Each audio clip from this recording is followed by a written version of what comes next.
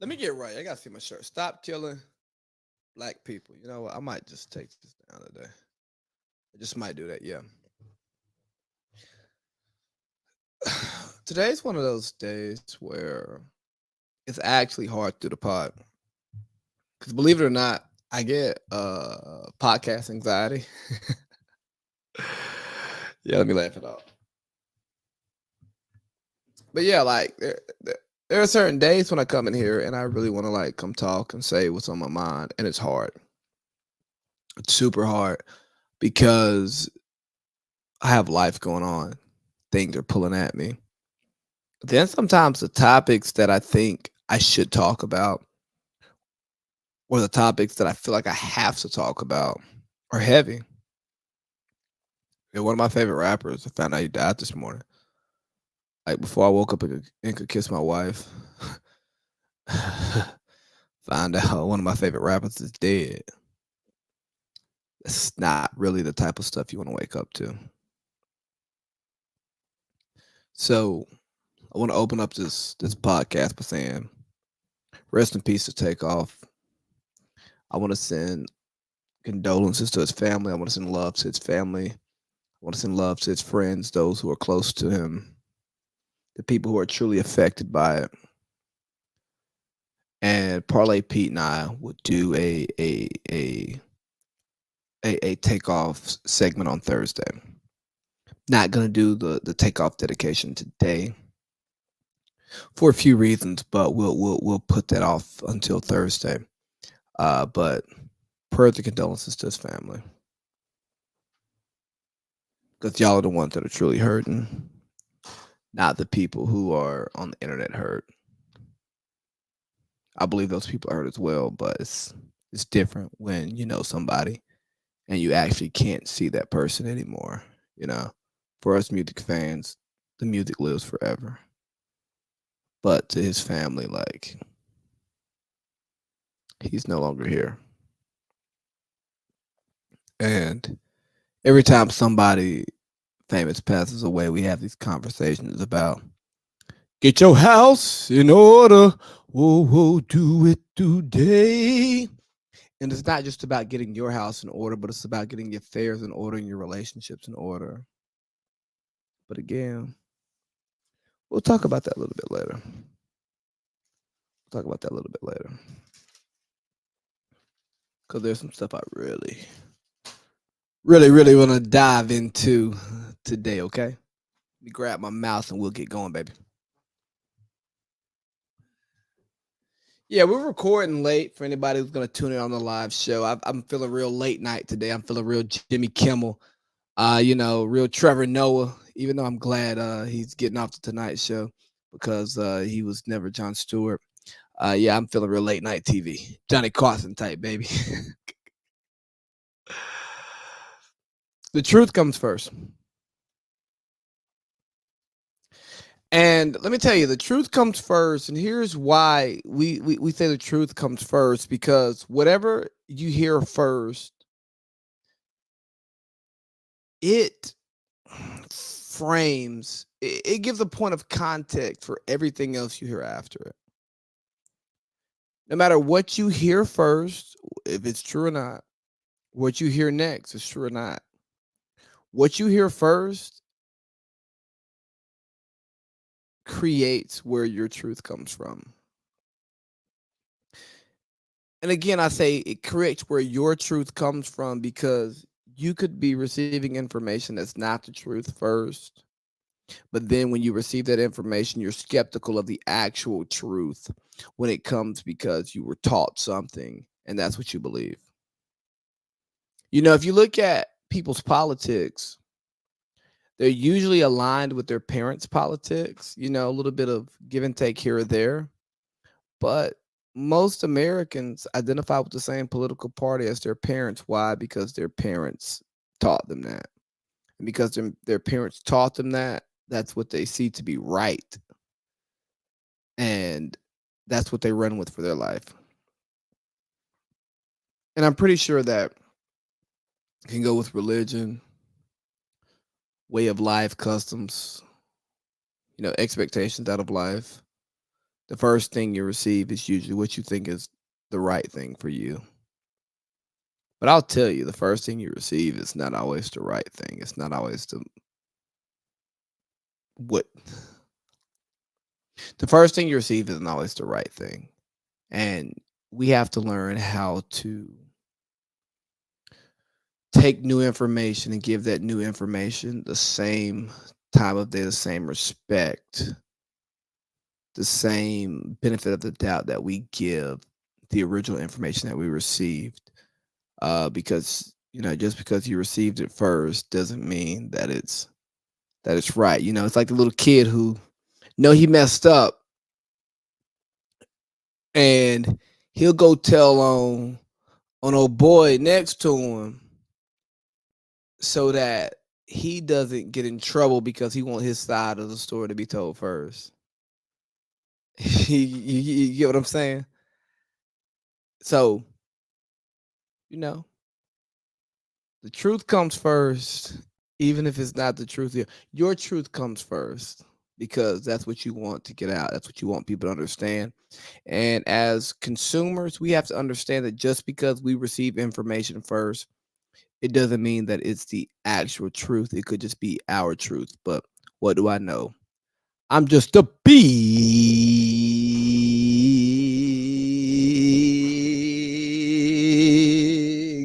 baby, and I'm back. And I'm back. It is episode 98 of Big Babies Podcast. Episode 198 of Big Babies Podcast. 2 more episodes of the Big Baby. Then I already changed the Instagram. You know what I'm saying? It's at @A_C_2. Yeah. The Big Baby's going away. We're putting the Big Baby to bed. We've grown up. We're no longer the Big Baby. We can't tell you everything, but just know that there's change coming soon. All right. So I put a lot of time and effort, and this is not what I want on here. I put a lot of time and effort to this podcast. And part of it is because I read some things, I watched some things that I wanted to incorporate into this podcast. I want to come talk about it. And a lot of that is going to be a prequel to what this next iteration of Big Babies Podcast is going to be, right? The new name is not going to be Big Babies Podcast. I promise you it's not going to be that, but we'll call it that for now. Same feed. So you all don't have to go look for it. It'll be right here. We'll just change it. We're just going to change the name of it. But yeah. Yeah, it was. Whew. So I went and watched the documentary, The Greatest Lie Ever Sold. Candace Owens, The Greatest Lie Ever Sold. I know a lot of people in our community are not a huge fan of her. I think that she plays an important role in the Black community, in the American community, and the conversation of Black people. And I say that not because I agree with everything that she says or a lot of what she says, but I do agree with the fact that she says what she says. And if she truly believes that, I'm happy that that perspective exists because I think it needs to be heard. Because y'all know me, bro. Like, look, I'm over here doing the serious voice and all that shit, right? I ain't got a problem with people saying whatever they feel, whether it's right, whether it's wrong, whether it's smart, whether it's stupid. Like, yeah, put it out there. Put it out there and allow us to receive it and be able to respond to it as such. Allow us to receive it and be able to respond to you as such. Like, let us use what you think and go and live with it. I mean, that's what I do with this pod. I want to put out my thoughts, my point of view. I want to have conversations, and hopefully, those thoughts, those point of view, those conversations, challenge people's thoughts and point of views. Hopefully, it validates some others, and hopefully, some just sit there like, "What the hell is he talking about? Let me go look this up." But the point is to create conversation, to provide nuance, to get us out of our echo chambers, get us out of our silos, and say, how is he conservative and liberal at the same time? Oh, he's not. He's nuanced. He's normal. He's a human.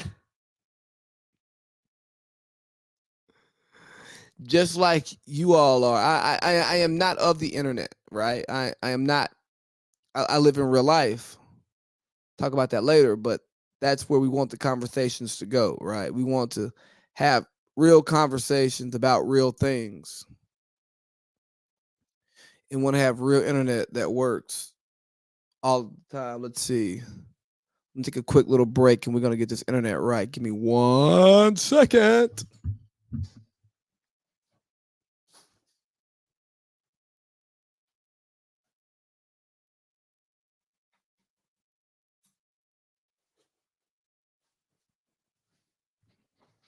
Thank God I wore pants today. It would have been bad if I'd been sitting here in my drawers. I got bad internet connection. I would have to go hook up the Ethernet. But what are we talking about? The greatest lie ever sold. So to start, I watched the documentary The Greatest Lie Ever Sold last week. I think it's necessary. I think that documentary was something that needed to happen. Do I agree with everything that came from that documentary? Hell no. Do I think some of it was nasty? Hell yeah. Do I think that everything she said was true? No. No. But do I think the counter perspective that she provided was a perspective that we needed? You're damn right. Now, if I can find my browser, I will have some information for you. So it opens up with this beautiful quote by Malcolm X. The media is the most powerful entity on earth. They have the power to make the innocent guilty and to make the guilty innocent. And that's power because they control the minds of the masses. Now think about that and think about the power that the media has. The way that they control the minds of the masses, and what that does. And let it take you back to the truth comes first, right? And where do you get that truth from, and what does it do to control your mind? And how many people consume that same truth that you consume as the truth? And what do they do with that information? All right. So let's get into these notes so we can actually have this whole conversation. I think too often we get caught up on like what's right and wrong and who's right and wrong, and we don't look at who like what's his or her perspective and how did they consume this information, where did they consume this information from, and what is their background, So when Candace Owens was initially was brought to me, it was negative. She was like this anti-black Uncle Tom and bootlicking trustee ass human being, someone who I should not even like listen to, should not give the time of day. And at first I didn't, until I did. And then I don't even know how she really came across my one of my algorithms to make me actually want to listen to what she had to say, but she did. She came across the algorithm. I was like, oh, that's a valid point. let me go listen to this in context. Okay, now I start listening to some interviews, right? I watched her DJ Academics interview and I go, okay, she got some good points, but then she's getting a little loopy. But you know what? She made enough good points that let me know that I can listen to you. Because most of the people that I listen to and consume, even my favorites, they say some wild, outlandish shit. And I'm like, what the hell are you talking about, man? If you don't get this out of my face, I want to hit like Joe Budden. I was listening to a conversation that he had on his Patreon, and he was talking about getting rid of taxes. I'm like, and 40% of like the workforce unionizing together to start a short-term work stoppage to get back at the man. I go, all right. So if you don't want to pay taxes,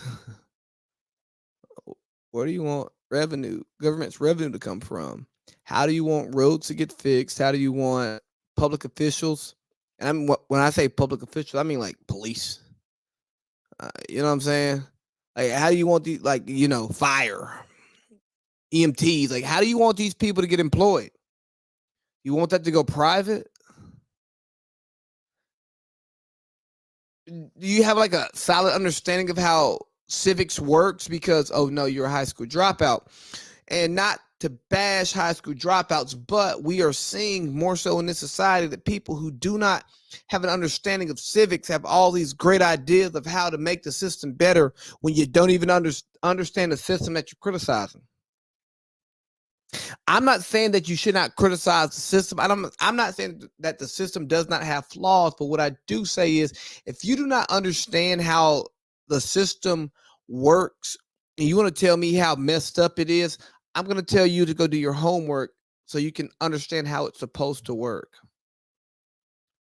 And if you're telling me no taxes, I'm going to tell you that look at history and tell me when communism ever worked long term. Because at some point someone's self-interest is going to take over the interest of the mass, the interest of the whole. Because guess what? There is no such thing as an interest of the whole, because we all are different. We all have different aptitudes. We all have different desires. We all have different drives. We all have different work ethics. We all have different goals. So you can't accommodate everybody. So the closer you can get to making it a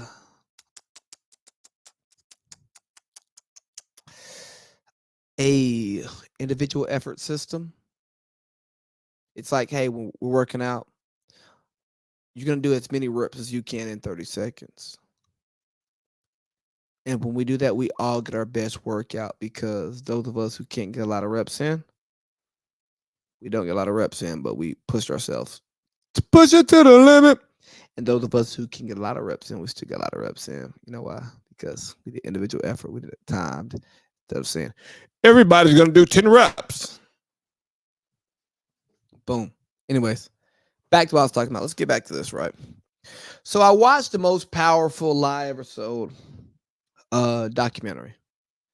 And like I said, I don't agree with everything that came out of it, but I do think it was necessary. And to talk about the things that I didn't agree with was, I was not a fan of some of the. It was like there was a because George Floyd may not have been the most high functioning, contributing member of society. It seemed like he got shit on a little bit by Candace Owens and her people, and I didn't like that. He had his flaws in life, as many of us do, as all of us do. But I don't think that means that he is lesser of a human or he's less important just because he may not have been the most high functioning member of society. I didn't like that. And playing with the death and stuff, it just didn't sit right with me. Excuse me. But Jason Whitlock, Big Titlock, my guy. He didn't criticize Candace Owens for part of the interview. I mean, for part of the documentary, and I think what Whitlock was getting at shows that he understands his people. He understands black people, despite his views. He understands how he understands what we want to hear and how we can receive information. And I think Candace missed that. But let's start with my notes, okay? She said he's not a martyr. And she said that George Floyd was not a martyr because essentially he was a junkie, RIP. Right? He was somebody who struggled with substance abuse. When he passed away, he had fentanyl in his system. He'd gone to uh, uh, uh, different treatments for substance abuse throughout his life. That's how he met his roommate. And I say, hold on. You have to be a perfect citizen to be a martyr.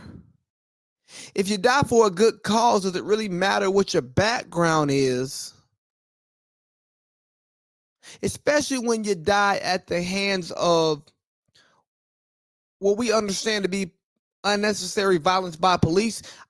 I wouldn't care if you was a six-time felon, a four-time murderer, a five-time rapist. If you were unjustly killed at the hands of the police, you still have earned the right to become a martyr. Now, do you become the prettiest face of the anti police brutality movement? No, no. But some of y'all married women who didn't have the prettiest face, married guys who didn't have the prettiest face, because guess what? They gave you what you needed and they made you happy.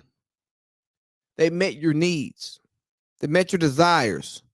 So what's the difference in George Floyd being somebody who meets the needs and desires of a black community, who feels like they've been unheard by the establishment, who feels like they're not being properly policed by their police officers? Does he have to be the ideal citizen? Does he have to be the perfect black American in order to be taken seriously? And I think that Candace Owens kind of like stepped on this, right? I think she missed the point. I think that she lives a life that is no longer black America, to where she can put aside some of the flaws of a human being and say that, hey, the system is still getting stuff wrong. It is still fucking people over.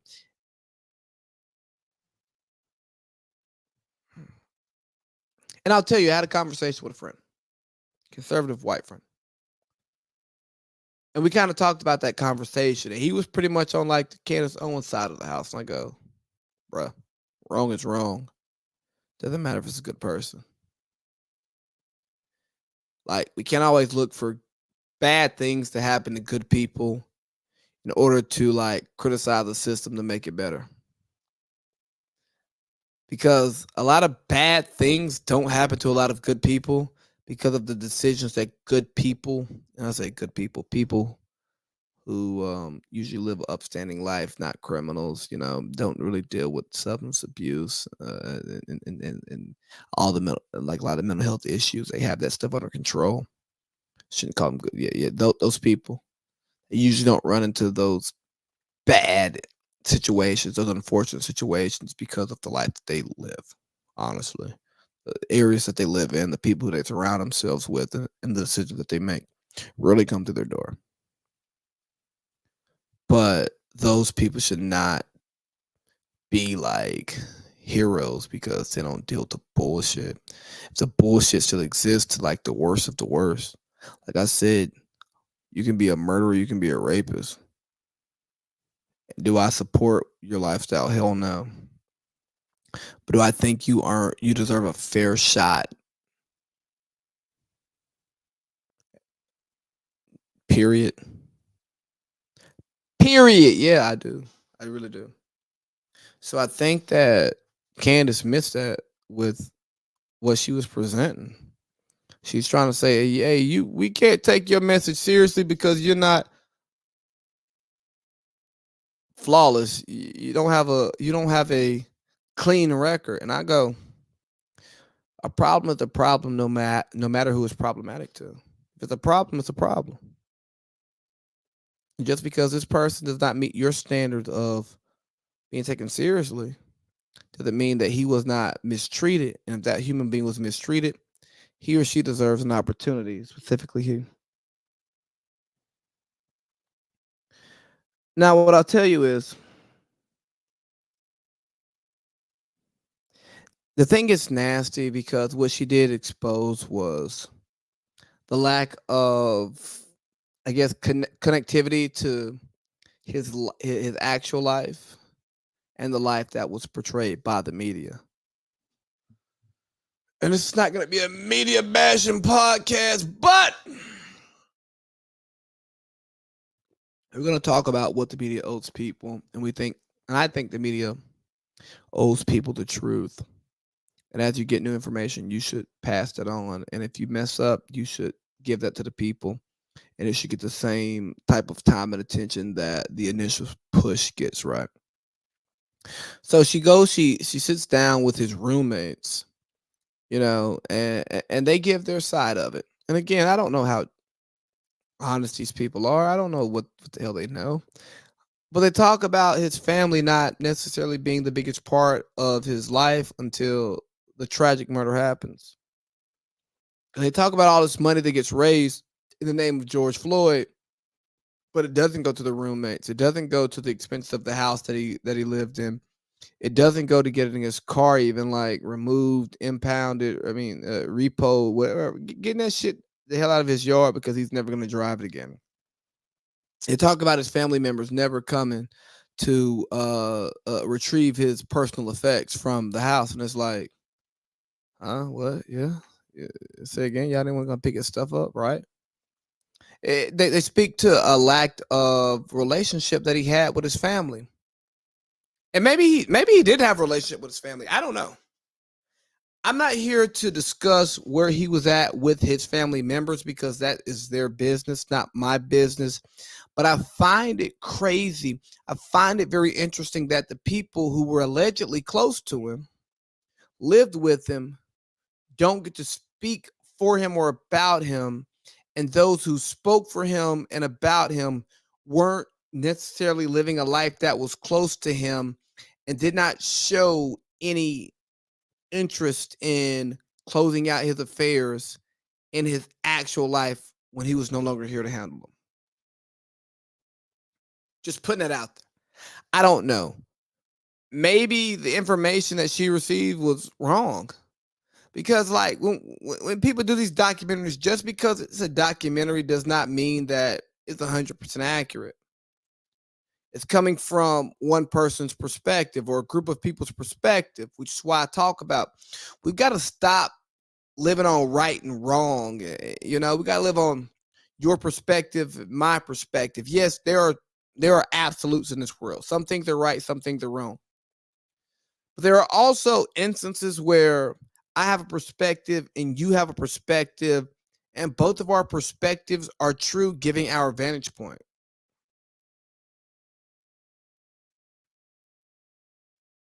You watched the video and he felt like the police wanted to, the roommate talked about she thought the police want to kill somebody like him. Then he gets in a situation and then he feels like, they after him. And then it happens.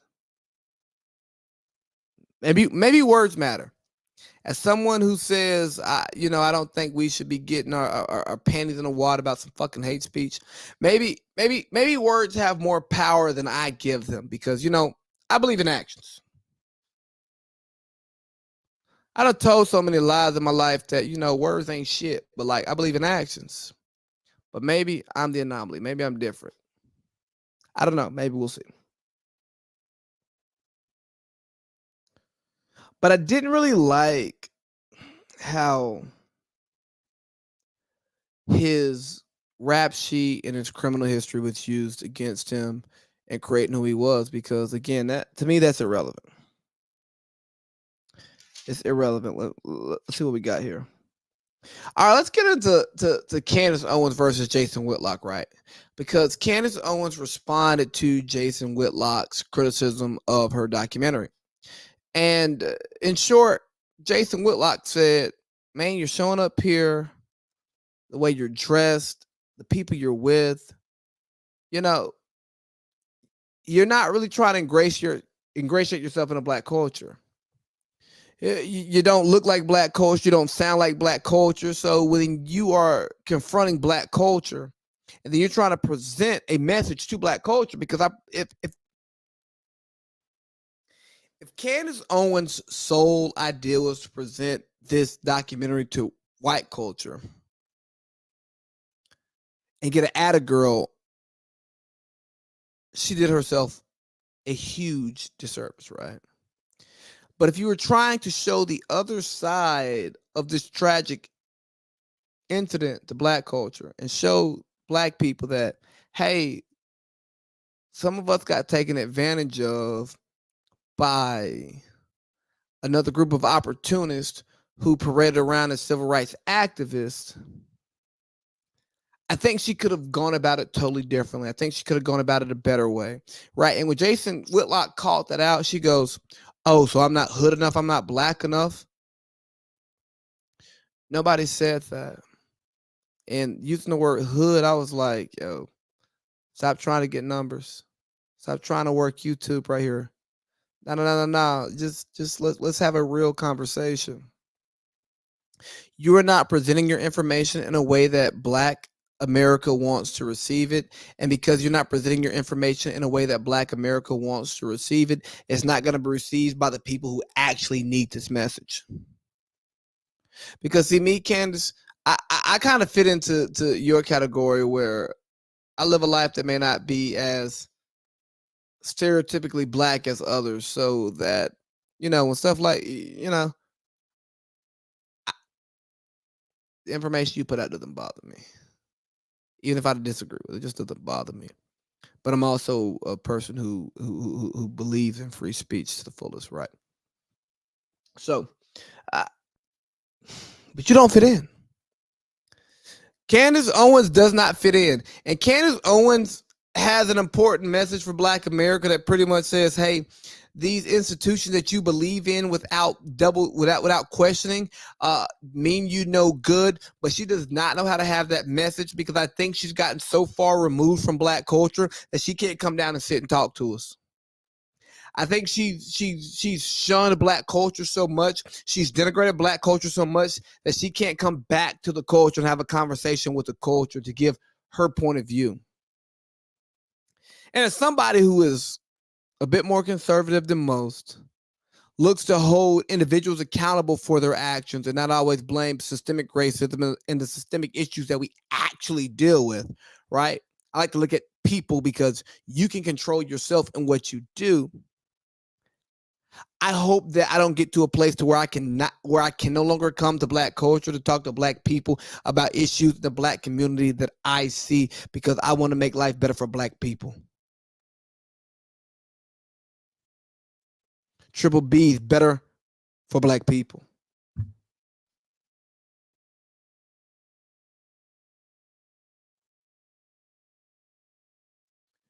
Let's see.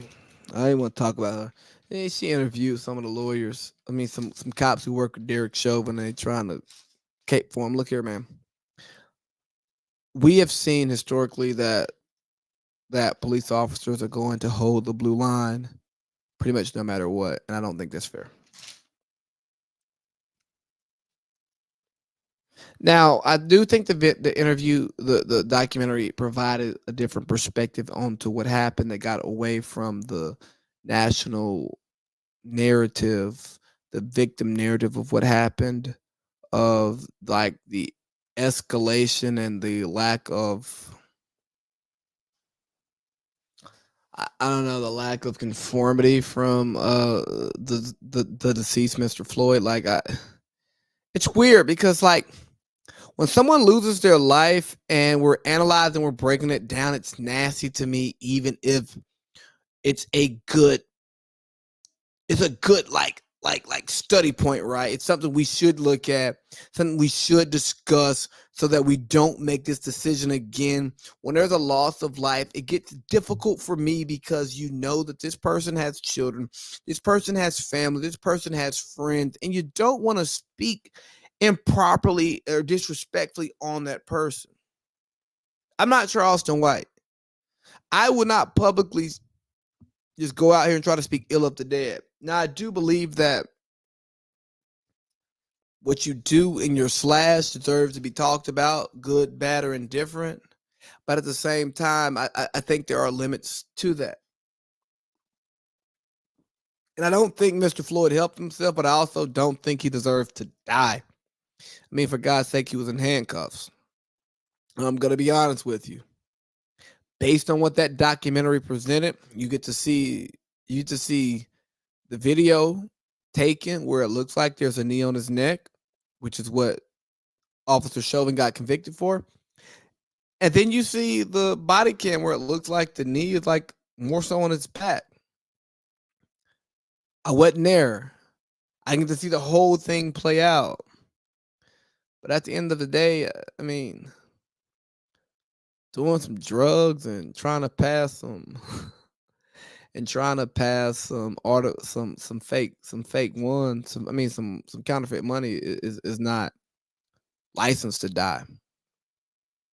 And I think that's where we kind of get lost here. We don't think about the end state here.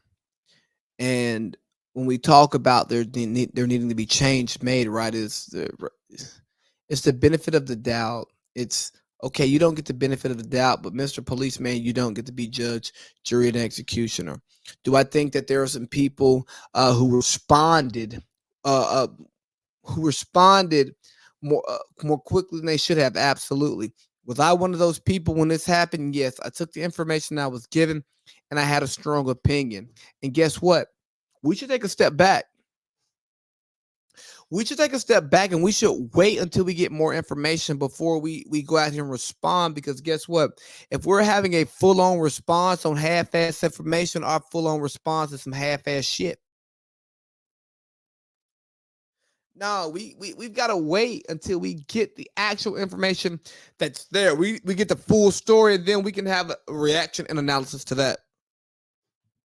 But if you're reacting to half the story, then you're doing yourself and you're doing those who listen to you a disservice. And I apologize and I admit that I've done that. And I've done it more than once. And I've done it on more than one topic. And guess what? I'll probably do it again. Just to be honest with you. Because part of this media thing is trying to get an opinion out when things happen.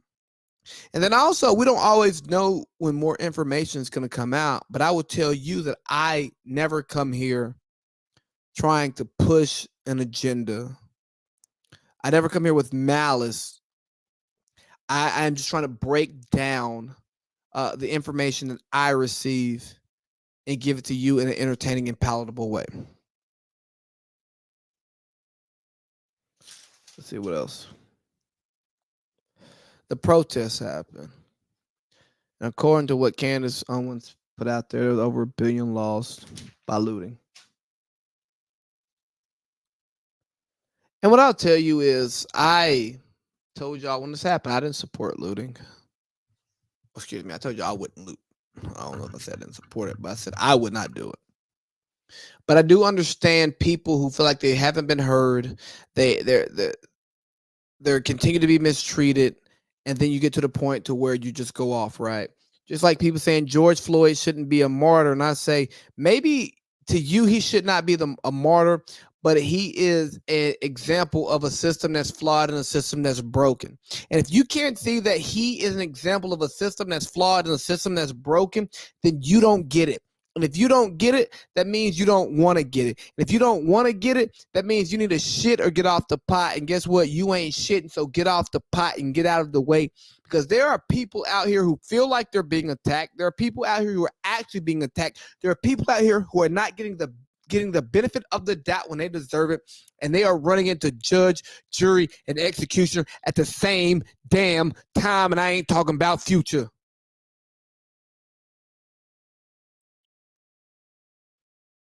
And whether that's actually what's happening out here in the streets, or if that's what a community feels is happening in the streets, once they feel that and there are no actions taken to address it properly, to bring the truth to them, if that's not what's happening, then what the hell do you expect? At some point, you just can't keep putting a top.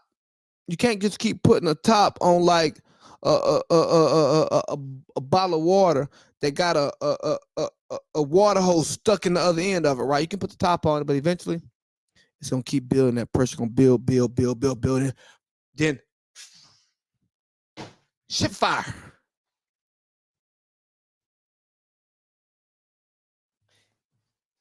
Then you have an explosion,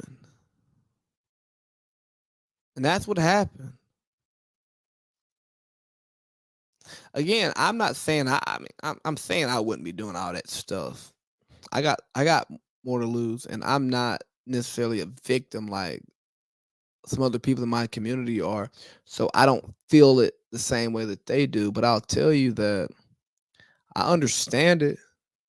When you feel like you're not being heard, you're not being seen. You do what you can to be heard and seen. I mean, ain't that what Candace did? Ain't that what Candace did? But here's what I hate about what she did, right?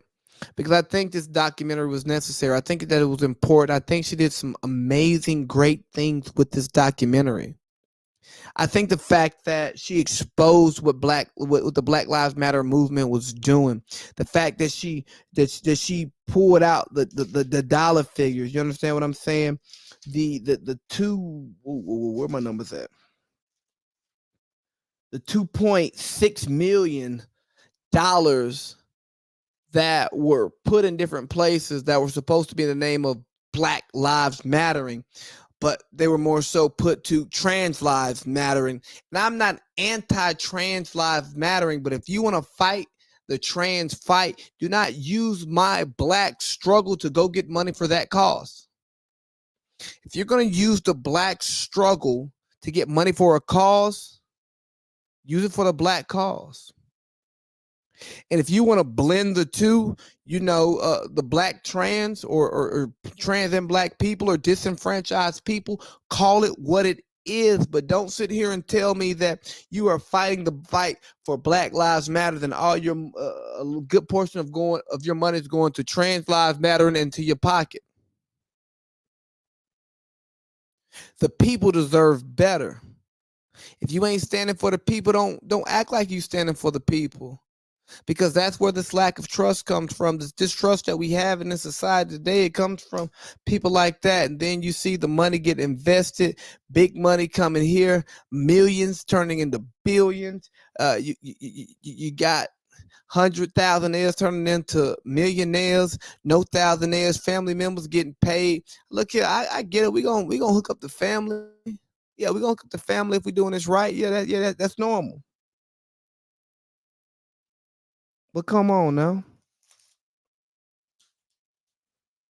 Come on now.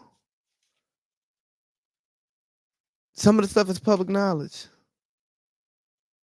Some of the stuff is public knowledge. And the thing is, this could have been a story about police brutality and substance abuse. We could have tackled two things that are tearing up the black community, but instead we go with one without all the information and not contextualizing everything that went there. And then we're ignoring the other, which is still tearing us apart. And then come to find out, the institution behind the big push is maybe not so much on the up and up. And so now then the whole message gets diluted because Black Lives Matter, the organization, right, is doing bad business. Black Lives Matter, the sentiment, you can't say it the same way because you don't want to be tied to those crooks over there. And then what the hell do we have? Nobody worrying about Black Lives Mattering. And you got black people not worrying about their lives matter. Conversation for another day. I promise we'll get there today.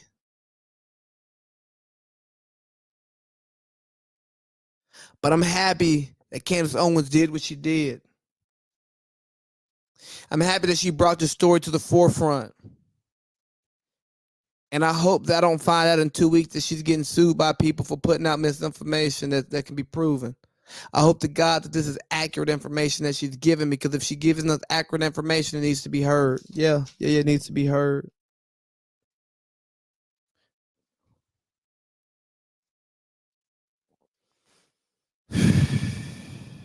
But what I'll tell you is, as I close out this conversation, I think the part that perplexes me is that what I got from this was we have so many social media freedom fighters. We have so many people who want to go to tweet instead of talk. You know what I mean? They want to type instead of protest. Uh-oh. I'm talking about myself. They want to hop on a mic and they don't want to march.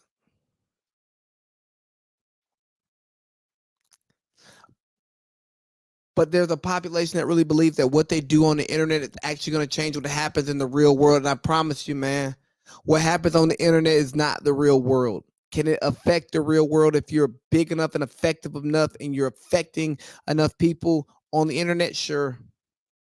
But if you want to affect the real world, you got to put your mic down, take, take your headphones off, put the bottle down, put the phone down, and go out in the streets. You can't fix the streets if you don't walk them. You can't fix the streets if you don't repave them. But what do I know? I'm just a big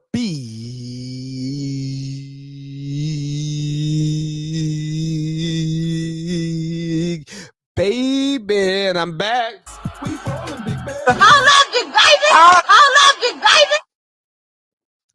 Damn, I did like almost the whole podcast responding to Candace Owens.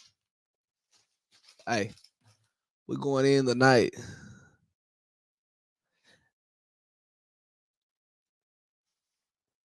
My religion is anti your religion unless we believe in the same thing.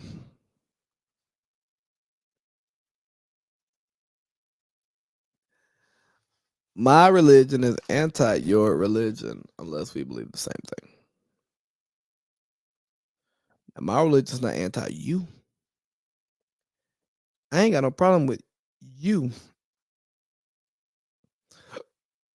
But if I'm a Christian and you're a Muslim, we're at odds with each other. If I'm a Christian and you're a Buddhist, we're at odds with each other. If I'm a Buddhist, you name the religion, and what I believe in is at odds with yours because from my studies of world religions is each religion thinks they are the superior religion. And these religions would not have a following. It wouldn't work if the religions themselves did not take on like this idea that they're right. You know what I mean? Like no religion goes, this is a pretty cool set of beliefs, but I'm not sure that we're actually the right religion, but you can get on board if you want. No. We're right, y'all are wrong. So that brings me to Kyrie Irving, because Kyrie Irving, he's under fire right now for another tweet, posting the Negro or Hebrews to Negroes documentary on his timeline. And I want to pull up his press conference and then really get into this whole thing. So it's going to be about 5-6 minutes, and we're going to play the whole thing here. Yes, we are. Let's get it. And it's a title given to Christ, Philippians 2:11. And my name translates in the Hebrew language as Yahweh.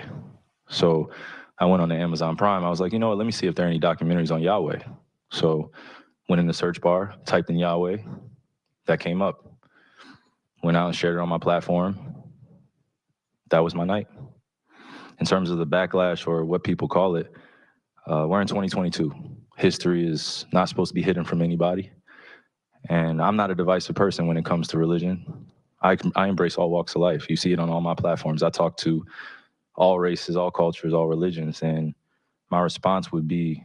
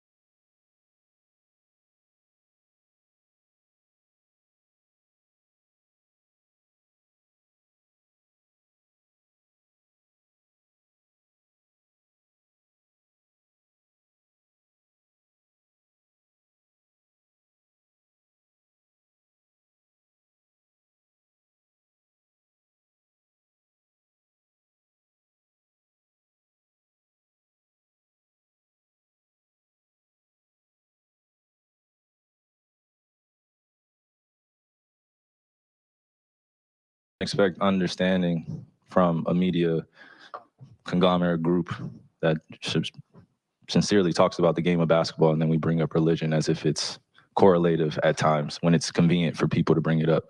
So please just be direct with your question so we can move on from this and I could talk about the game and go home to my son, Elohim, and my wife, Marlene, okay? Am I to take it that this was what you shared was not something that you've even watched? This was, you did watch it or either watch it or read it. I had a lot of time last year to read a lot. Read a whole bunch. Good and bad about the truth of our world.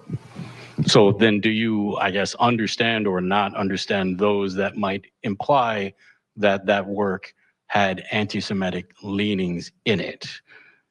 I only ask this because the tweet is still up there, so we're in 2022. It's on Amazon, a public platform. Whether you want to go watch it or not is up to you. There's things being posted every day. I am no different than the next human being, so don't treat me any different. You guys come in here and make up this powerful influence I have over top of the adultery of, oh, you cannot post that. Why not? Why not?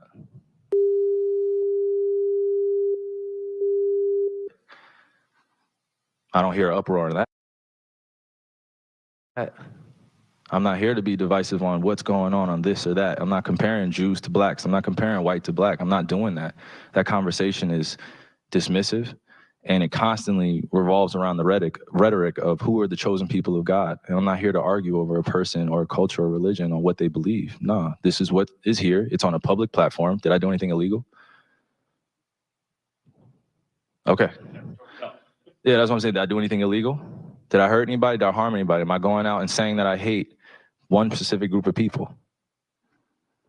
So out of all the judgment that people got from me posting, I just, without talking to me, and then I respect what Joe said, but there has a lot to do with the not ego or pride of how proud I am to be an African heritage, but also to be living as a free black man here in America, knowing the historical complexities for me to get here. So I'm not gonna stand down on anything that I believe in. I'm only gonna get stronger because I'm not alone. I have a whole army around me. Kyrie, while we're on the topic of promotion, why did you decide to promote something that Alex Jones said? That was a few weeks ago. I do not stand with Alex Jones' position, narrative, court case that he had with Sandy Hook, or any of the kids that felt like. All right, we're going to cut it off here, right? And I wanted to play this for you all, for you to get the gist of it, right? And the first question I ask, if you have an issue with what Kyrie tweeted and what he promoted, did you watch it? Did you watch any of it? Did you take 1 second to understand what it is that he watched, or did you just read the reviews and then decide to come after him? Because if you didn't watch any part of what he posted, then you should shut the fuck up. Because see, we look at reviews on many things. You can go to a Yelp review, you can go to a Rotten Tomatoes review, and then you can watch that movie, or you can consume, you get that service, that good, and then you'd go, what the hell was they talking about? Man, hell no. I had good service over there. That movie was great. You told me it was terrible. Oh, that movie you said was great. It was fucking terrible. Oh, but now this movie has some anti-Semitic vibes. It has some anti-Semitic vibes. It has some anti-Semitic rhetoric. And you, Kyrie, why would you post this? Well, what if that's what he believes?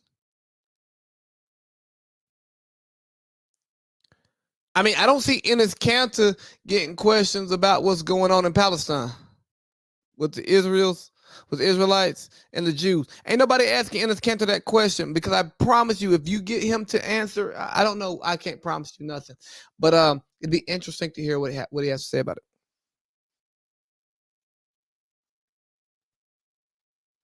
And Kyrie, as who he is, and I don't even believe what Kyrie believes, okay? And I'm not saying that to cop a plea like Charles Barkley and Shaq did today on TNT, because that was some bullshit. I'm just saying that somebody who I consumed some of that documentary. I'm sorry I didn't finish it. I will finish it before this week is over. But that shit was 3 hours, and from what I got, I didn't believe it all. But I can't promise you I wouldn't have believed it all if that was not what was introduced to me first. Because there were various pieces of the documentary, right? That you go, oh, that's true. That's true. That's believable.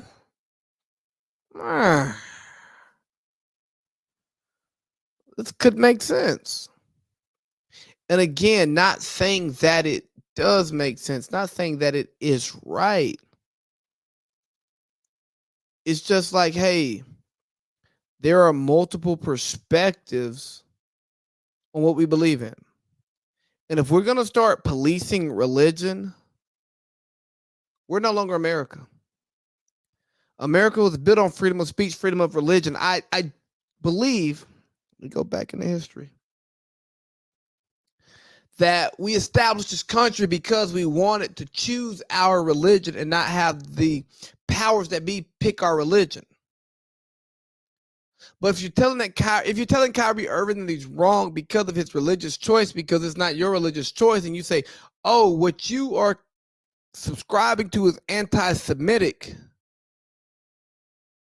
and also anti-Southern Baptist?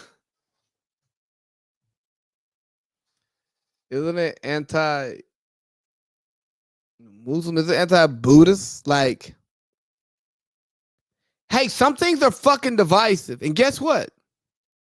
If you stand on your religious values, that is gonna be divisive because you will disagree with someone from another walk of life and someone with another religion, no matter what it is. And guess what? That's okay. Because that's what religion does. It provides us with like a set of views, a value set to live by, but it also divides us from those who don't subscribe to those views and that value set.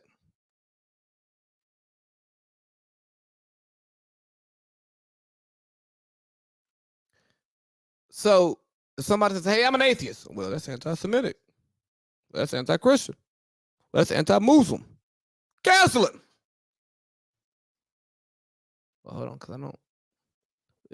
Ain't nobody coming after Bill Maher who shits on organized religion every week.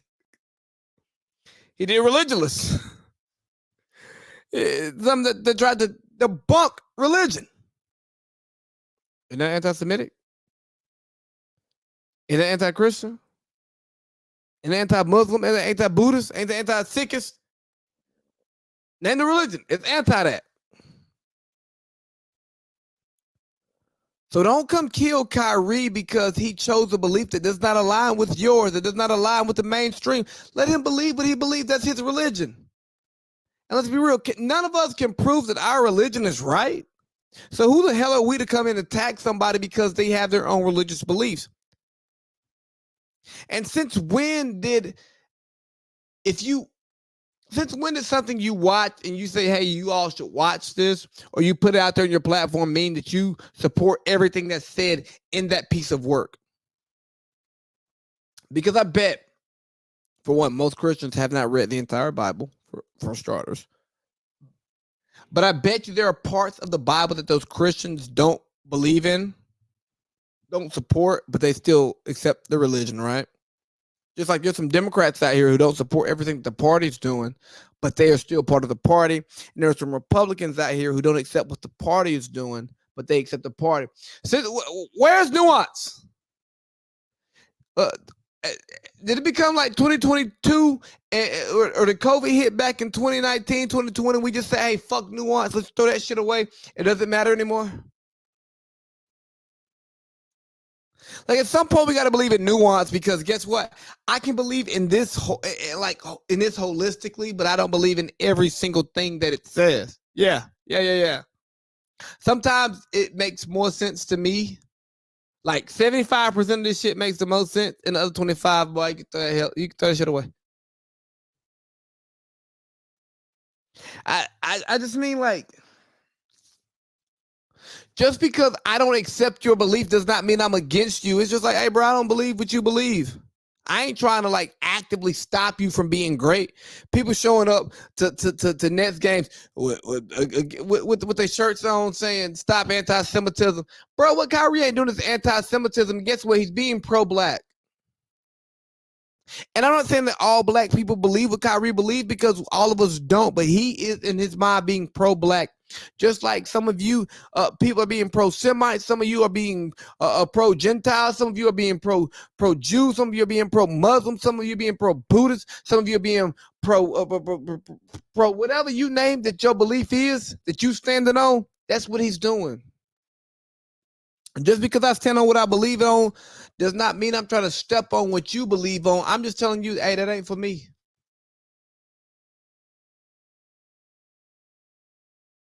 Yeah. I mean, that ain't for me. I ain't saying that squid is nasty. I'm saying I don't want to eat it.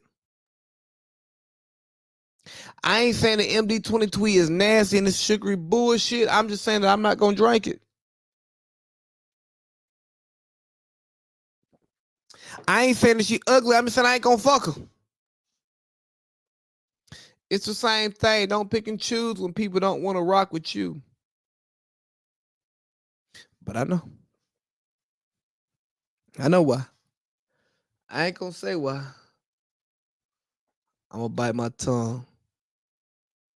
Because, you know, social media is taking the social out of social life. Because what social media is turning into is, if you say something that I don't like, you got to go away. We should punish you instead of rewarding you for having a different point of view. Instead of engaging in a conversation with you to understand why your point of view exists and to express our point of view to try to get on the same page, or at least try to get some understanding, or as my nigga Quavo would say, some straightening. No. We don't want to do that anymore. We want to say, ho, shut the fuck up. I got way too much of my mental. I can't take in what you're saying because it goes against everything I believe in.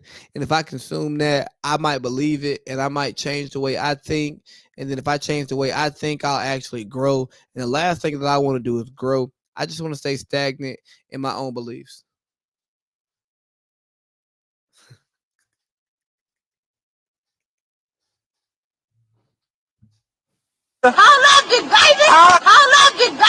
God forbid I grow. I hear different beliefs. I hear a different mindset. I hear different points of view that actually shape how I live and how I believe. No. We can't do that. We got to keep, listening to the things that don't help us. I listen to things that don't help us because God forbid we listen to something that does help us. Something that does, shine bright like a diamond. Shine bright tonight. But now social media is taking the social out of our social lives, because what happens is we get on Twitter, we get on Instagram, we get on Facebook, and we just tell everybody how we feel. And then we have these algorithms that give us posts that feel how we feel.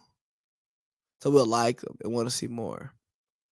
And then when somebody doesn't feel how we feel, we like, well, you can get off my post. I don't want to talk to you. And it's like, hold on, excuse me. Or block.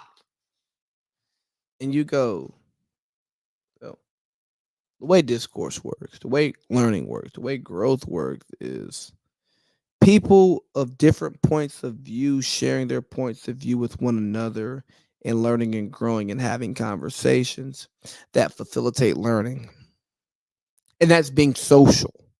Being social is like not necessarily just living on what you believe in, but also like being understanding of someone else's beliefs and hearing them out and giving them the time of day and giving them a shot and listening to what the fuck they have to say. And you can disagree with them and you can present your point, and then y'all can have a conversation and both of you walk away with a different perspective instead of going off the first things you ever learned because you're peddling the narrative of your parents. You just come back here. Yeah, you come back here. You come back here to the middle. You come back here to the center. On the table, centerpiece. We all come right here. And you go, I've learned, you've learned, we've learned. Positive conversation. That's what's being social is. But what social media is doing now is we're not talking to each other unless we agree with one another. And if we don't agree with one another, we don't talk to each other. And then after that,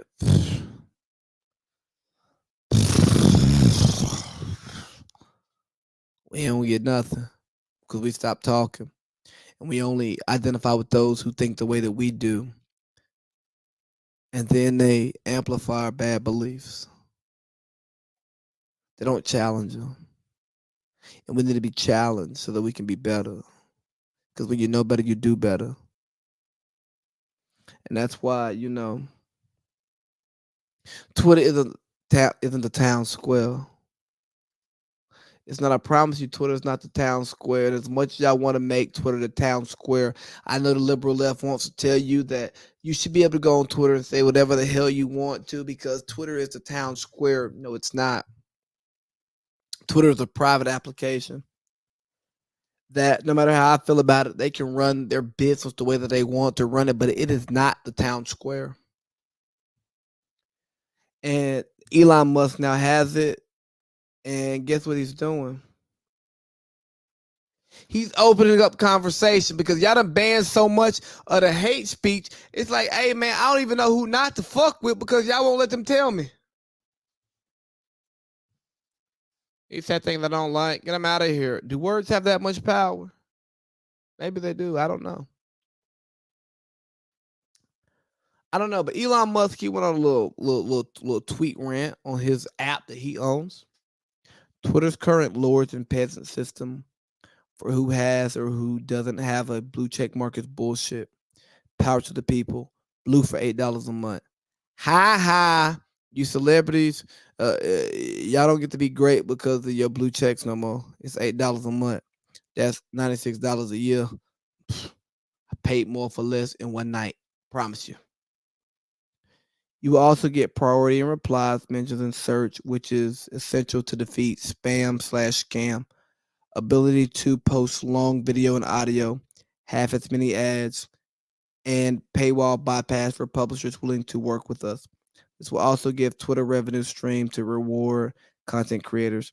There will be a secondary tag below the name for someone who is a public figure, which is already a case for politicians. Sounds like Elon Musk is trying to level the playing field. And I know you sensitive types don't like what Elon's doing with the app because apparently there's been like an influx of the N-word. There's been an influx of hate speech on the app. I'm gonna go ahead and tell you if that's what's in your algorithm and you don't like it, get the fuck off the app. And then maybe Elon will change it, right?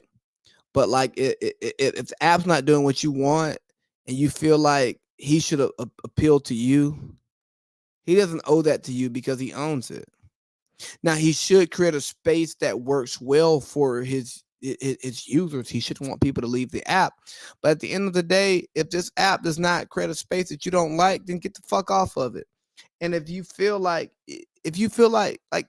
dog, I get so frustrated. When I hear people complaining about social media. Get the fuck off. You don't have to go. It's like complaining about a club for being whack, but you continuously go there every other week. Bro, you ain't got to go. All the people is still. Well, you ain't got to be around all the people. If something does not work for you, it does not appeal to you, then get away from it. Let that hurt go. If you are with a partner who does not treat you right, leave him. Leave her.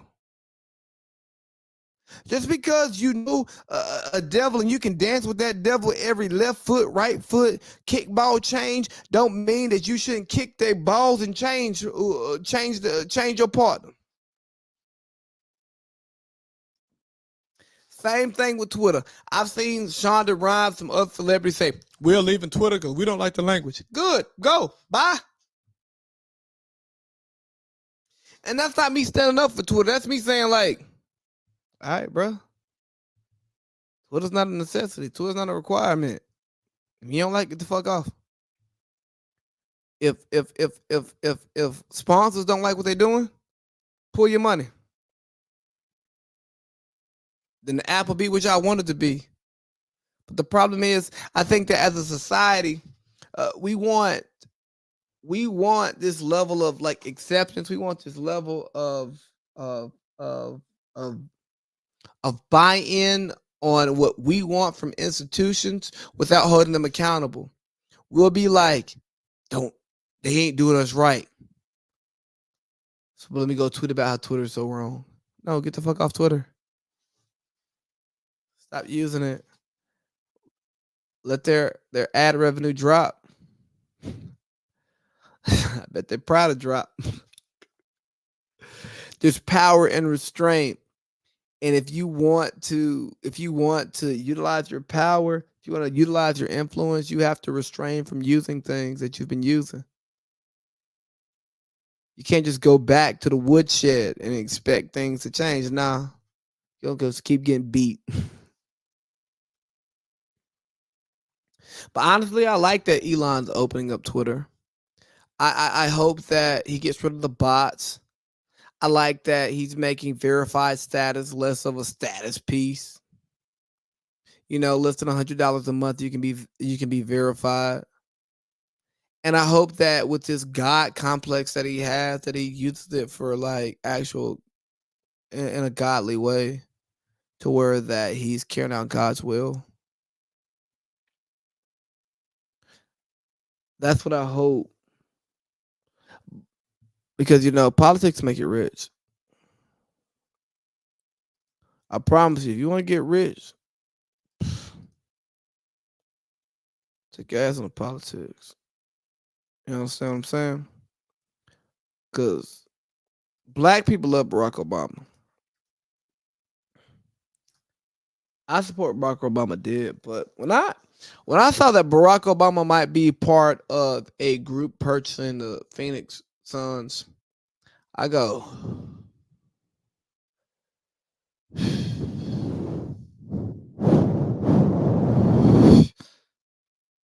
corruption. When I hear about houses being purchased in Martha's Vineyard, wife getting podcast deals with Spotify, go, tell you what, boy. I got the money. And this does not speak to my thoughts on Barack Obama as the president of the United States, as a politician or as a human being. It more so speaks to the system that allows somebody to go from being, you know, upper middle class to rich to then now like rich as fuck.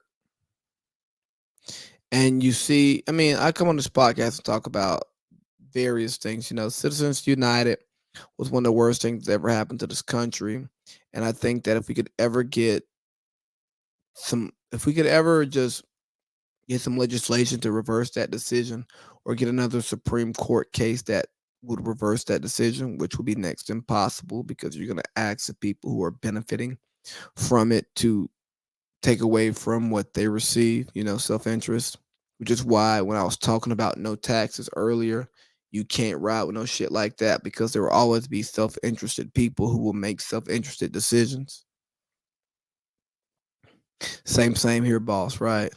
But you want to get rich, just get into politics. I mean, I'm about to be NBA owner. Barack Obama got long money. That's what they say. And I just really think this shows a legitimate hole in our politics. It shows the disconnect between the people and the people making decisions, that you can go from community organizer to state senator to president to team owner. And I'm not knocking him. I ain't knocking him at all. Shit. He got there. Nigga, we made it.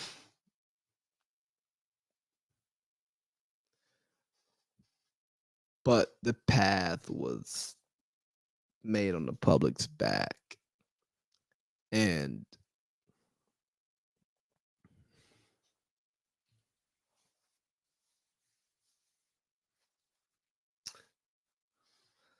it's like, damn, is anybody clean in this industry?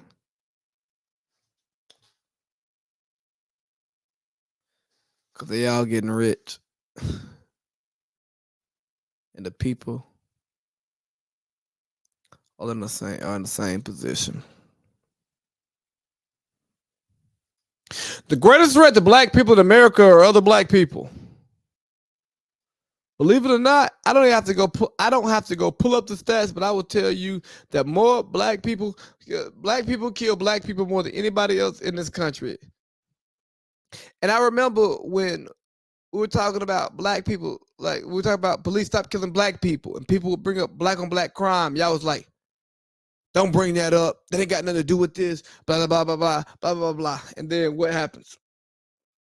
I hop on social media today. And I keep hearing that the greatest threat to black people is the black people.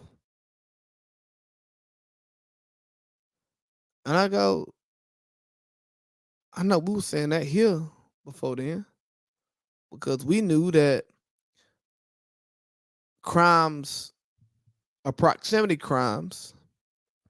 And we knew that black on black violence and police on black violence were two separate issues and should be treated as such. That's what we talked about here on this podcast. I can't talk about what you heard on your other mainstream news platforms. I can't talk about what you heard on your other podcasts or any other niche type platforms, right? I can't speak to that. But what we talked about here is they're two separate issues. So now we're going to talk about black on black crime being a big issue in the black community.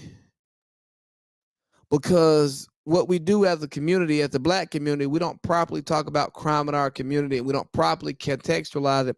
We don't give the nuance that it deserves.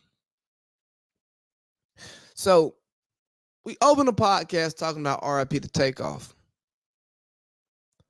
And now I'm going to talk about some of the responses to Takeoff's death.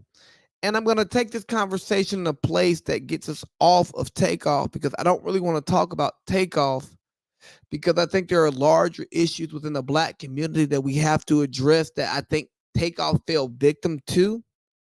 But I don't want it to look like that I'm being dismissive of what happened to Takeoff or disrespectful to Takeoff. But I know it can go that way, because I'm here to hold black America accountable for the lives that we choose to live.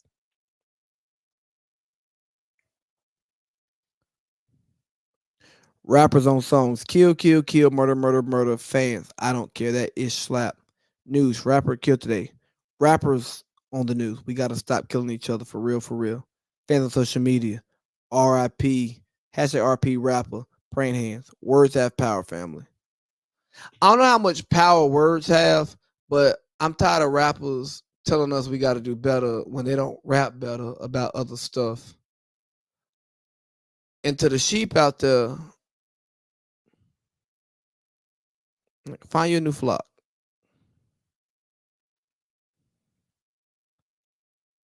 What the one I'm really looking for. Here we go.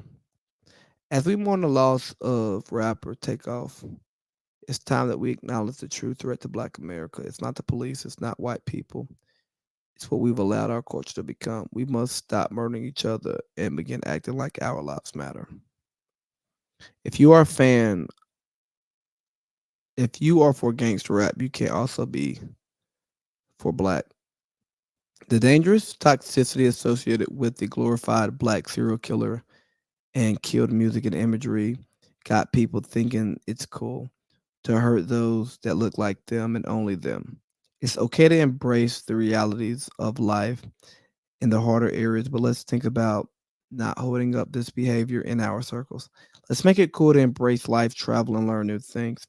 I know that scope of issues we have to contend with is much larger than this, and that we have a lot of work to do in many areas to restore our hearts and minds after centuries of persecution and manipulation.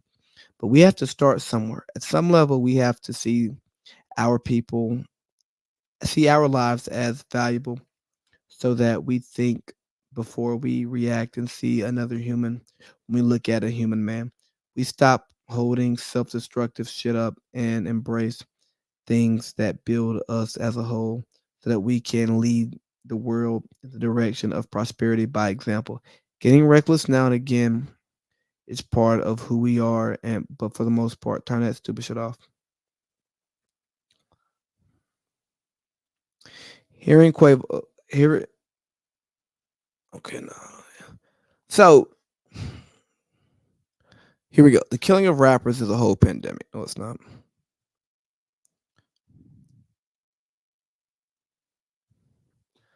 All right, bro. I really hate when rappers pass away because, for one, I typically like their music, and I don't get to get new music. Selfish. Boom. Gotta put that out there first. I can't speak to what their family members, what the people who are there go through, what their loved ones go through. I'm not even going to try to speak to that because I can't. And then we get the responses, the super woke responses. And that's what I hate more than any fucking thing, right? Because for one, I hate that we envelop black culture into rap culture. And let me tell you that black culture is much larger than rap culture. And when I read some of these posts talking about the biggest threat on black America is black people and black violence, and I go, not to me, not to my place in black America. You know why? I don't go places where I'm not welcome. I don't go around people if I think or know they mean ill to me. If I feel like I gotta take my pistol, my legally registered pistol that I can conceal carry in this great state of Georgia, if I feel like I gotta take my pistol, I feel like I ain't gotta go.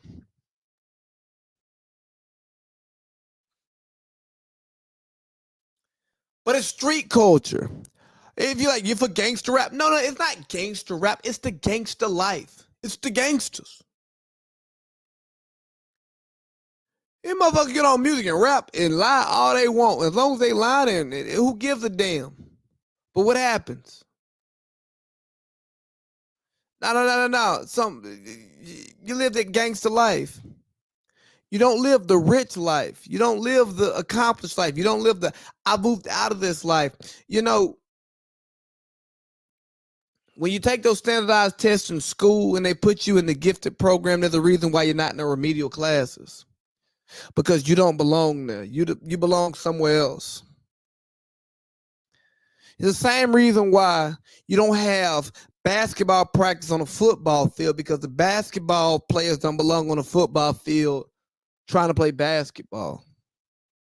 It's the reason why you don't show up to soccer practice in basketball shoes, because you won't get no grip. You can't kick the ball properly. You might need to put on some shin guards to cover your shins if you soft as hell in practice. You know what I mean? And you don't show up to basketball practice with a baseball bat or a softball bat trying to hit the hell out of that Jet Evolution ball. You get what I'm saying? So you gotta show up with the right equipment for where you're going. Rappers, take your fucking chains off, bro. Yeah, take your chains off. Stop hanging around with people who can't afford what you can afford. Live the way you live and throw that in their face. Guess what? Niggas gonna hate. Hey, haters. Stop hating. Stop hating. Just because you ain't got it, don't mean it's somebody else's fault. It's your fault. Go find it. Go get it. Be better. And maybe it's not for you. You won't ever get it. And that's okay. Get what you can get and keep it moving. But Black America, we got to stop dumbing ourselves down to this street culture, because this street culture, it cuts our legs off at some of the moments where we need to run. You understand what I'm saying? This street culture is anti-us. We have taught ourselves, we have taught ourselves to believe that we should live a certain way, and it'd be better for us. And it continues time after time to show us that it does us no good. And again, when you know better, you can do better. When you elevate, you got to elevate.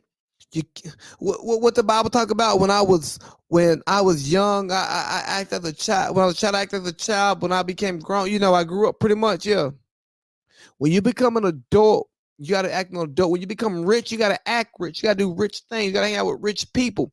But not only just rich. But when you become famous, you got to do famous stuff. You got to hang out with famous people.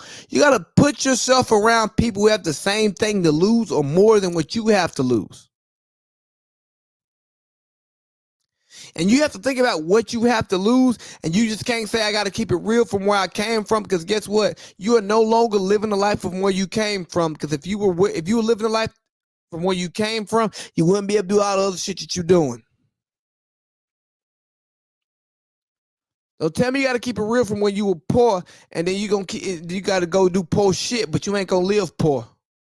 You don't get the money back. You ain't going to donate the money. You still going to get the house. You still going to get the change. You still going to get the cars. You still going to get the women. You can do all the other shit you couldn't do when you was poor. Just go ahead. Just not be poor. Black people, we got to stop killing each other. But I'm saying we got to stop killing each other. But we got to be real about what we're going through, because when the police were the issue that was given to us in the media, because that's the first thing we heard. Don't even talk about black on black crime. That ain't even an issue. Okay, well, now it's an issue. Hey, black people, stop killing black people. Stop killing black people. Stop killing people. Stop killing. Boom. Easy day. Why are we killing people? Dice game. Oh, talking shit. Getting our ass kicked. Getting our mouth toe out. Let's fight. No. Let's go. Let's pay up and go home. Or let's keep gambling, try to get it back. Pay up, then go home. Oh, we fight. Because they talking shit. No. We shouldn't do that. Okay, we fight. We just going to fight.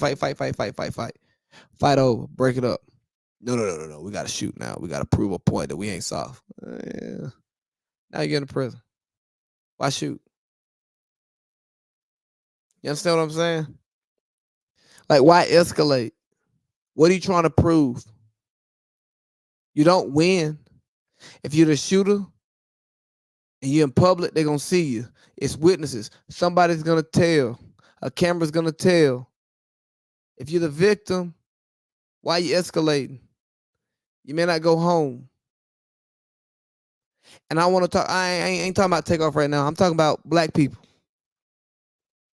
At what point are we going to realize that this code that we're living by is anti-black? It's killing black. At what point do we rework how we do things? At what point do we rethink our values? At what point do we rethink our steps? At what point do we take the jury off? Do we stop pulling up in a drop top? Do we stop pulling up in the foreign? Do we stop shitting on these haters, shitting on these niggas? Because guess what? They gonna shoot you for shitting on them. And guess what? Shit feels better than getting shot.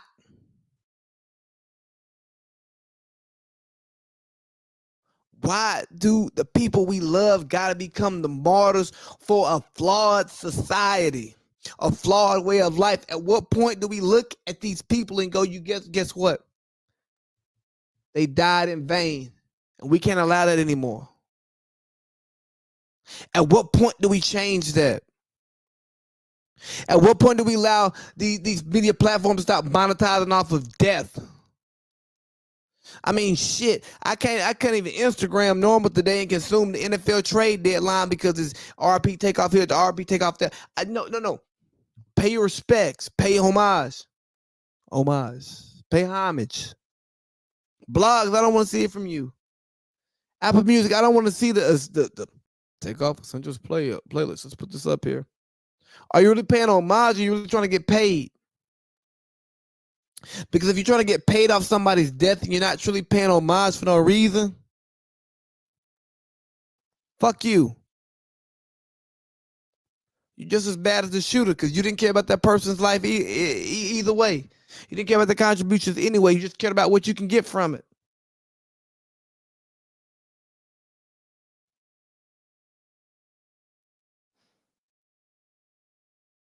And lastly, we got to remember that big, because I don't know where Takeoff and Offset are to the word before Takeoff's untimely demise. But you got to bury the hatchet before you got to bury your partner. If somebody you love, if you ain't right with somebody you love, somebody who matters to you, somebody you want to build a relationship with, continue a relationship with, repair a relationship with, you better bury the hatchet before you got to bury them. And once you bury them, it ain't no coming back. You can't pull them out the ground and fix what you wanted to fix. So you just take inventory of your relationships. And if it's fuck them, it'd be fuck them forever. But if you want to fix it, you need to fix it because you don't know when the end comes. But man, let's get to my social media snapshot. We an hour and a half in, but I've been talking. Been talking like hell. Man, let me pull up a couple things I want to talk about. Like just some, you woke, I'm sleep. It's the same type of vibe, but a little bit different. My presence speaks volumes. I don't have to say a word. Love that for me. If you got to post that's you saying a word, and that means that your presence ain't providing the volume that you think it does. Here we go. I don't wear underwear to the gym ever, and people ask, where does your discharge go? Does it go down your leg? Like, bruh, for real? If yours is running down your leg, you got to go see a doctor ASAP. Too wet. Too much sauce. For those that want an explanation, your crotch area is somewhere that sweats. I don't want anything more down there than needs to be. It's a personal preference for a lot of women that train. If you want to wear underwear, that's fine. I didn't say throw your panties away. Also, any sweat is nasty, regardless of where on your body it came from. Leaving machines and benches with your sweat on it and walking away is gross.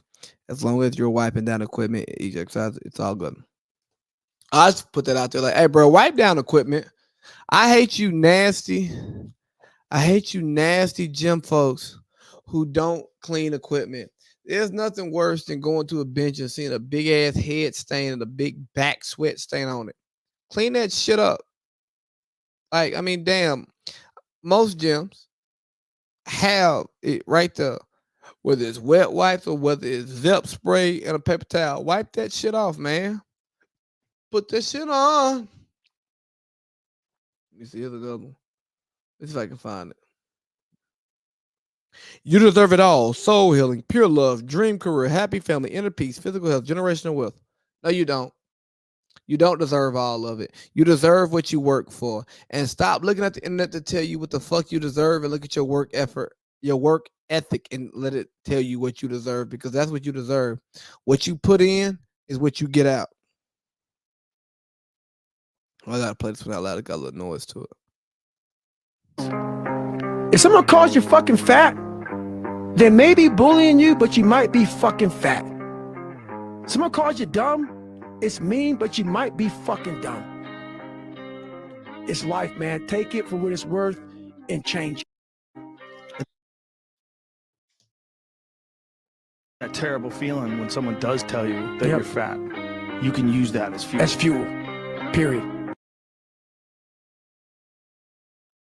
Hey man, people gonna say some nasty things. People gonna say some nasty things about you. And sometimes those nasty things are true. So take inventory of yourself, and if it's true, make your haters your motivators. Make that truth a new lie. Like, oh, he bullied me. He called me fat. Well, are you fat? Oh, he called me ugly. Am I ugly? Oh, she said I stink. Well, do you stink? Oh, he called me a broke. Are you broke? You know what I mean? Like, negative things said about you, negative criticism about you is not always hate. Sometimes it's true. And if the quote unquote hate is true, don't look at them, look at you and see what you can do better for you. So they ain't hating on no more. They ain't pointing out your negative traits anymore. But if you don't want to make you better, why should I be nice? Nah, bro. Funny one. I'm on the bus and this guy is so fine, but he has an iPhone 6. Response, I think you're on the bus. What I gotta say. You got anything else? You got anything else? You got anything else? Can't be stuck in your ways forever. At some point, you gotta. Can't be stuck in your ways forever. At some point, you gotta learn life and level up. You know, so often I see people talking about I'm gonna do me no matter what they say. I'm gonna do me because I'm right. No, you're not. At some point, you gotta like take inventory of what's going on around you. You gotta look around the world and see what makes sense, what's working. And if what you're doing is not making sense or it's not working, you gotta change. You gotta change your approach. And then when you change your approach, hopefully you change the results, and then you find happiness there, right? But at the same time, that doesn't mean you sell yourself out like these people are doing when they comment against Kyrie being stupid or being an idiot. They just can't say, hey, he has a different set of beliefs and I do a different perspective because I've never taken the time to understand what he's saying. You just go, yeah, that's him, and this is me. I think couples should have separate rooms. I think you should speak for yourself and mind your own business because let me tell you, right now, if my wife ever thought about getting a separate room, she'll be getting a separate house and she'll be having a new husband. And that's the bottom line. Because Big Baby said so.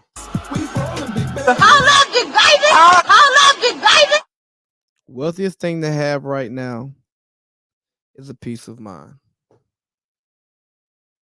You know, I really hate when I see things like this because having peace of mind is very important. I mean, it's great. But I think we're getting to a place to where we're forgetting about what greatness truly encompasses. We forget about how pressure and discomfort creates greatness. We forget about how pressure creates diamonds, how a little piece of sand gets into a clam, and that clam is just, and you got a pearl. You understand what I'm saying? One of the most beautiful jewels that you could ever give your sweet lady. You understand what I'm saying? But no. We keep talking about this level of comfort. Oh, protect your mental health first, always and forever. Tell you what, man. I ain't never went to a bill collector and said, "Hey, man, my mental health is great. Keep my lights on. Keep my phone on. Keep my water on. Take my rent." Now,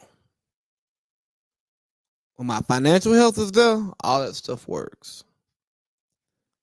And I'm not saying that you should just sell yourself out.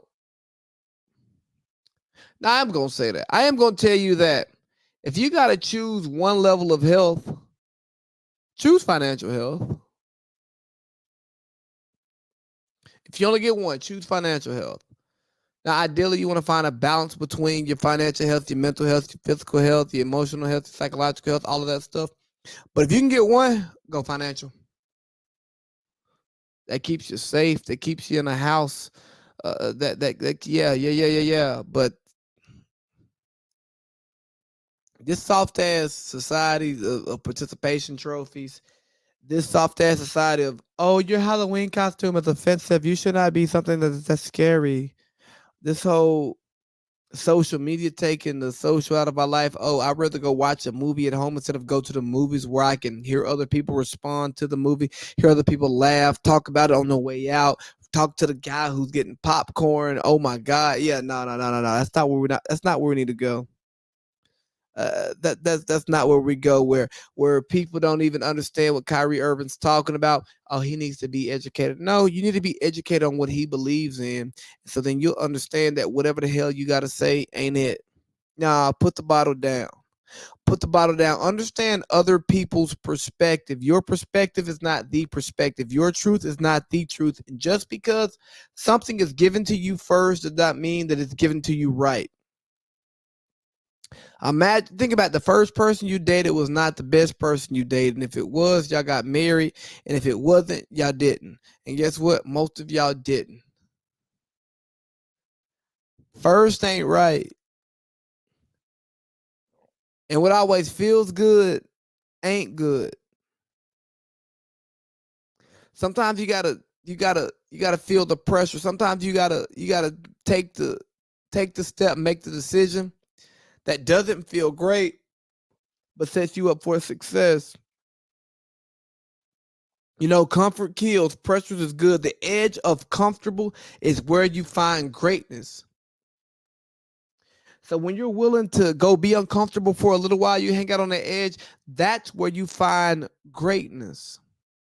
But if you want to sit around in your comfort zone all day, oh no, we ain't got to go to work. We'll be okay because our mental health matters.